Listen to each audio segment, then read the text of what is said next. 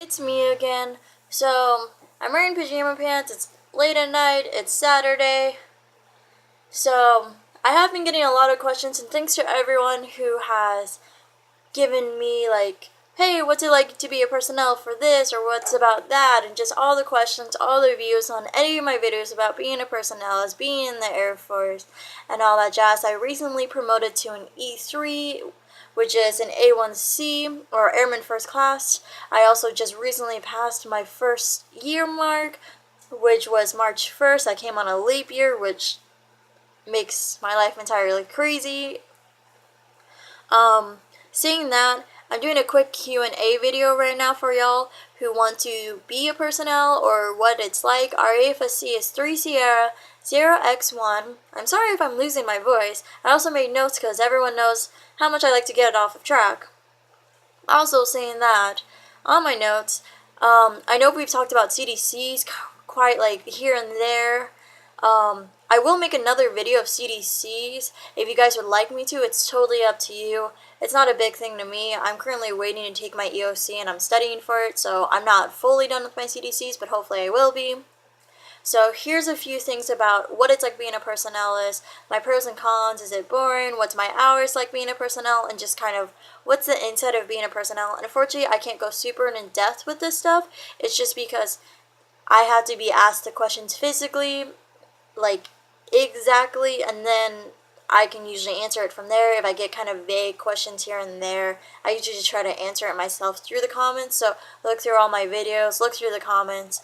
If someone has probably asked something and I probably have commented back to them saying, feel free to hit me up on my Snapchat or anything. I'll definitely answer anything you need, from what it's like being in my Air Force career to what it's like being a personnel. I'm currently stationed at Kunsan Air Base in South Korea right now. So let's start. So some of the pros of I don't even know what I said. So some of the pros about being a personnelist is I have met so many people. It's been absolutely nuts. I've met from some of the lowest airmen to the highest officers at the wing level. It's amazing. I love meeting people. I'm such a social butterfly. It's definitely helped me with my communication. It's a lot of public speaking too, because we do a lot of mass briefings, but it also depends what section you're in, which I'll get into a little bit later in this video. As me, being an outbound assignments counselor, I do 2 different briefings, and usually one briefing has usually 20 or more people, just depending on what kind of day it is, and then my other briefing has about 100 or more people, and that's the briefing that usually has most of the officers, most of the airmen, most of the chiefs, or any single level between the officers, between the enlisted. So another thing which I really enjoyed about being a personnel is the schedule isn't too wacky, but it's pretty decent. My schedule is usually about from 8 o'clock in the morning to 1700, even though we close our doors at 1500. We just stay an extra 2 hours because that's just how much work that I have to do, that I need to catch up on, because I've been helping customers, I've been answering the phones, I've been catching up on this stuff. I may be doing rips for one of my technical sergeants. I might be doing this. I have stuff from my supervisor and my NCO I see, and the other NCOs in my section putting stuff on me. I have the other airmen asking me questions. I'm asking them questions. We're communicating back and forth. I have to do appointments, or I have to do this with another section of the MPS. It's a lot of walking around, communication, talking a lot, getting up and down from my chair, that is, because I'm in a computer all day, and so on. Another really pro thing that I've realized about being in the Air Force, being a personnel, as any AFSC, is my skills have been noticed, my work ethic and all that, because I went through a really rough time in my first half of my tour here when I got to Kunsan. This is my first base. I just got out of tech school. I just got out of basic. I've been gone from home. I haven't seen my family since last time. I'll be going on mid-tour hopefully soon, so I'm super excited to go see my family again. I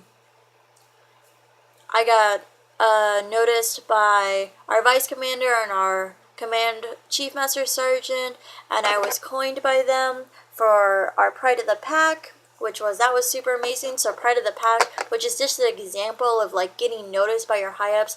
Usually you'll get a certificate along with a coin by some type of officer or some type of Chief Master Sergeant or Command Chief Master Sergeant at MatchCom level, at wing level, or group level. It doesn't even matter who. It could be your squadron commander, it could be your group commander.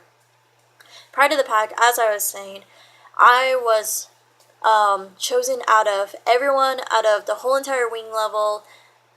My supervisor chose me out of everyone in the MPS, and then I was chosen out of our squadron, out of the entire group, and then I went up to the wing level against about like probably 20 other packages, and they don't even know who I am, and they like chose me, and I was so honored and blessed to even be recognized in front of all my group, my squadron, all the chiefs, even the army commanders who work here as well, in front of the ROC, which is the Republic of Korea, in front of them. It was just an amazing experience, and I was super blessed to have the leadership that I have. And then speaking on leadership, even though I'm at a super small base, we can't have dependents here because we can't support them because the base is not that big. At least at Kunsan it's not. Osan, obviously it's completely different. If you notice the difference between Kunsan and Osan, with Kunsan we're very family oriented. It's because we do not have the dependents.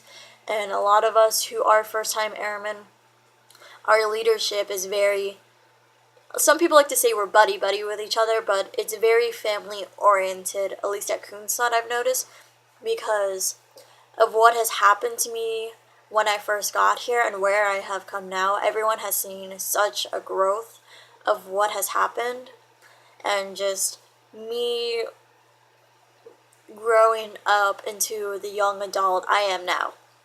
Speaking of Kunsan, we have these super neat jerseys, which I'm from Nebraska, which no one usually knows where that is.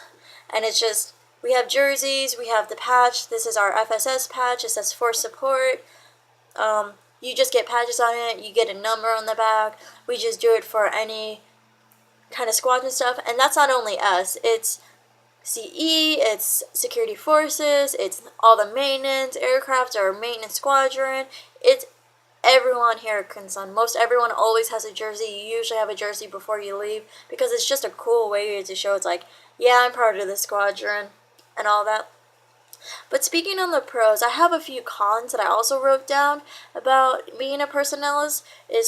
Being a personnelist is, even though I do have to work with so many people on this base, I do have to deal with like those certain people who just are having a bad day, who aren't taking anything from anyone. Like I noticed some of the senior NCOs, sometimes they aren't as nice to the airmen because we are airmen. We're the youngest. We're the super junior enlisted basically, and it's like, oh, this is above your pay level. This is above your level. Well, just because it's above your level doesn't mean anything. Airman is the building block. You are the new Air Force. You are what's making this Air Force. And I'm still an airman as well. I'm an A1C. I just promoted super recently. Like I said, I just did my first full year in the Air Force. I'm still a baby in all of this as well.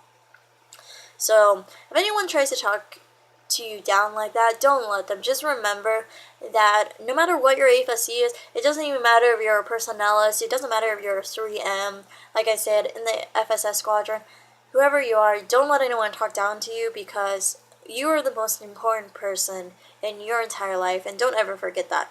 Another way we also get talked down is not even 3S's, who I'm a 3S, it's 3S's and 3M's, which we share with of the FSS squadron, is we just get talked down about a lot. Unfortunately, with maintenance, security forces talks down on us.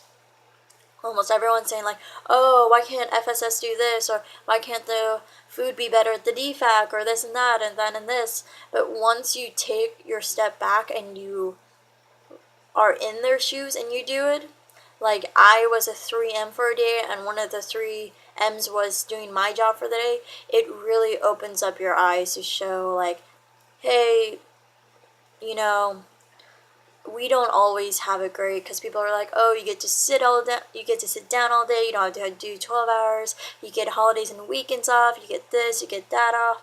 It's like, yeah, we do, but it's a lot of paperwork. It's a lot of sitting down, sitting in front of a computer, talking on the phone, dealing with customers who just maybe are having a bad day and stuff like that. And that's the unfortunate part. It's just about working with so many other people. You're going to have a bad day, they're going to have a bad day, stuff might clash, and stuff like that. Like I said, sitting down in front of a computer, if you're not one who likes to sit down in front of a computer for long periods of time, which one of them is me. I'm a very active child.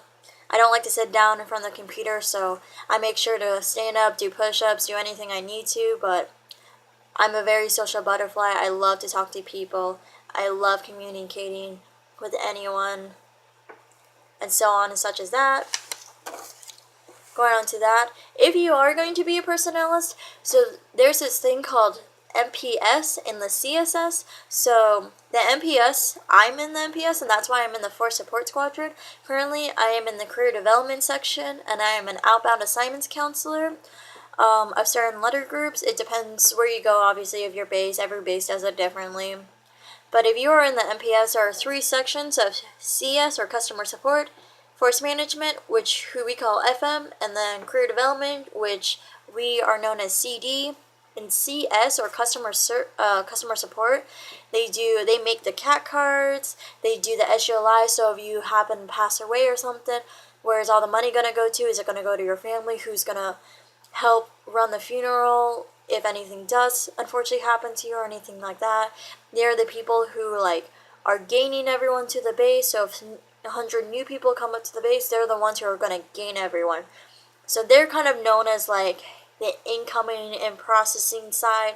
As far as Force Management, or FM, they do EPRs, which is enlisted performance reports or something like that. They also do all the decorations and the awards, so if you have a decoration or award, or you need your ribbons updated or anything like that, like I needed my ribbons updated, FM is the one for you. They are known as the sustainment, which when you're just kind of in limbo, you're just sustaining yourself. You're not in processing, but you're not out processing. FM is usually the ones you want to go to. As far as CD, for my section, Career Development, I think the best section, which I'm super biased about because that's my section. We do all the retainability, separations, retirements, promotions, separating. We do all the out processing if you're PCSing, that is. CD is one of the hardest sections, but I feel like it's given me so much to learn. My NCOs have seen how much I put into my work and why I try, guys. Saying about the MPS, there's a thing called the CSS, which I talked about. If you're part of a CSS, you are not part of the FSS, unfortunately. You are part of whatever squadron you are a part of. So CSSs can be made up of 3As or a 3S or any of the original AFSC. So say if you are 3S and you go to the Security Forces CSS, you can be the only 3S. There could be a 3A with you, there could be 3Ps with you. It doesn't matter. You can go to any CSS or an MPS in any section. It's where they want you to be, and it's if they have the manning, if it's overmanned, if it's undermanned, it doesn't matter. It's where the Air Force needs you, and that's where it usually is, and that's just like how the dream sheet is. It's where the Air Force needs you. They'll try, but unfortunately, that's just how it happens. Like I said, with the Force Support Squadron, we do share it with 3Ms, or as we know, they're our services counterpart. I have met really amazing people in services, and even though they do get talked down, I think more than we do, and unfortunately sometimes I have talked down on them in the very past, they are as important as us, as important as anyone else, as any of the other AFSCs. We're all important in our own special way to make up the Air Force of what it is right now. Another thing of being a personalist is, do we get deployed a lot? Yes and no. We get deployed about the same as everyone else. It also depends on what base you're at. There's so many variables. Unfortunately, I just can't go into super in depth with it because it depends where you are. What's the tempo band over there? What's it like? Are you in your first year? Are you still an airman? Are you going to be an NCO soon? Was it this? Was it that? But if you are deployed, usually you're part of a group called the PERSCO team.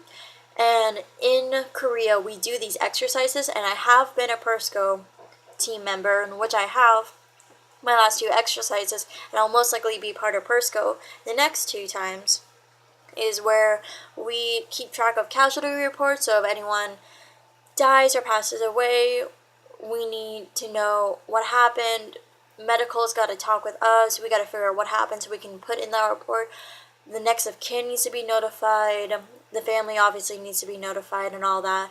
We also do accountability. Accountability as a personalist is our #1 mission. As soon as accountability is good to go, not even as PERSCO, but as a personalist, accountability is done, then we can start focusing on everything else. Really, that's it. Like I said, it's a little bit late. Video is a little bit long. I'm probably going to lose my voice. Please feel free to follow me on Snapchat to ask me any other questions.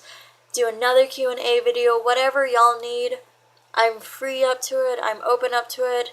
Sorry I haven't been putting out much videos lately. I've been just so busy studying, doing work, getting rest, and all that. I'm going to go on mid-tour soon, so I'm really excited to go see my family again. If you guys want me to make videos while I'm still in mid-tour, I'm totally open to that. Please let me know, subscribe, watch more videos, whatever y'all want. And just thanks for just being here, putting up with me, and all that jazz. So I'll see you later, guys.